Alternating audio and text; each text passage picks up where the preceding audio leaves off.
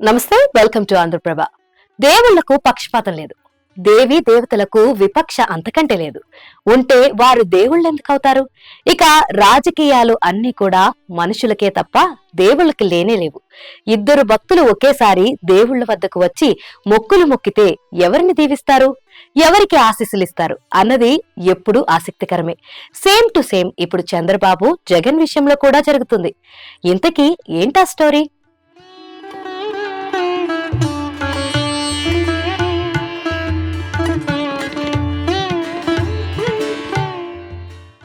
CM Jagan తో Chandrababu war దశాబ్దన్నరగా కొనసాగుతుంది.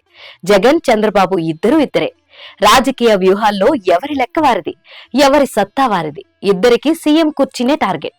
దానికి వదులుకోవడానికి 0.01% కూడా తగ్గేది లేదంటున్నారు. ఇద్దరికి పట్టుదల ఎక్కువే. ఇద్దరు రాజకీయాల్లోనే ఆశగా శ్వాసగా చేసుకున్నవారు. ఈ నేపథ్యంలో చూసుకుంటే మాత్రం ఏ ఒక్క అవకాశాన్ని వదులుకోరు. అలాగే ఏ ఒక్క ఛాన్స్ ని కూడా ఉపయోగించుకోకుండా ఉండలేరు.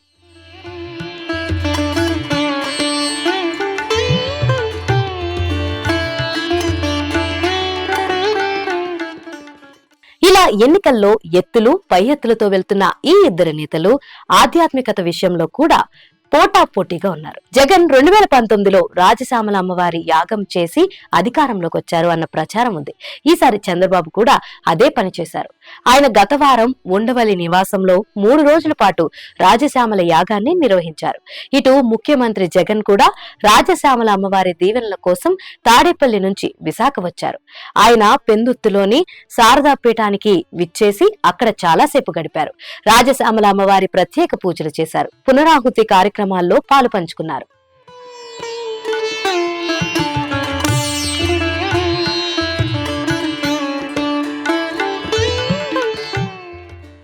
త్వరలో జగనున్న ఏపీ ఎన్నికల్లో మరోమారు అధికారాన్ని ఆశిస్తూ సీఎం జగన్ రాజశ్యామల అమ్మవారి దీవెనలు కోరుకుంటున్నారు. ఆ అమ్మవారి కరుణ ఉన్న వారిదే రాజధికారం అన్నది పురాణితిహాసాలలోనే కాదు, వర్తమానంలో పలు సందర్భాల్లో రుజువు అవుతూ వచ్చింది.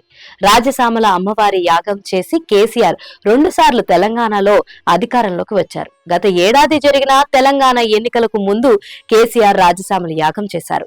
పీసీసీ చీఫ్ హోదాలో రేవంత్ రెడ్డి కూడా చేశారు. అమ్మవారి కరుణ రేవంత్ రెడ్డి మీద ఈసారి ప్రసరించబడింది. అందుకే ఆయన సీఎం అయ్యారని చెబుతున్నారు.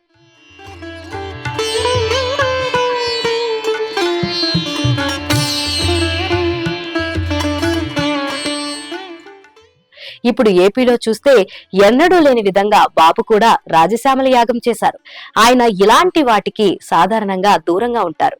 తిరుపతి దేవుడంటే బాబుకు అపార నమ్మకం. అక్కడికే వెళ్తుంటారు. కానీ ఈసారి ఏ అవకాశం విడవకూడదని ఆయన యాగం కూడా జరిపించేశారు. జగన్ విషయం తీసుకుంటే ఆయన రాజగురువు శ్రీ స్వరూపానందేంద్ర స్వామీజీ ఆధ్వర్యంలో జరిగిన రాజశ్యామల యాగంలో పాల్గొన్నారు. మరి ఈసారి జరిగే ఏపీ ఎన్నికల్లో ఎవరికి రాజశ్యామల అమ్మవారి దీవెనలు ఉంటాయన్నది మాత్రం ఆసక్తిని పెంచుతుంది. ఇద్దరూ భక్తిగానే అమ్మను కొలిచారు.